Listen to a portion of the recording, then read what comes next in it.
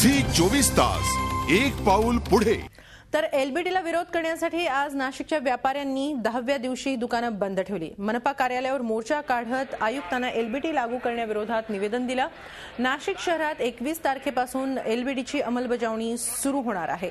या पार्श्वभूमीवर दुकानदारांची नोंदणी सुरू केली असल्याने व्यापाऱ्यांनी अनिश्चित काळासाठी बंद पुकारत लढा सुरूच राहील असं सांगत व्यापारी संघटनेनं बंद सुरूच ठेवलाय।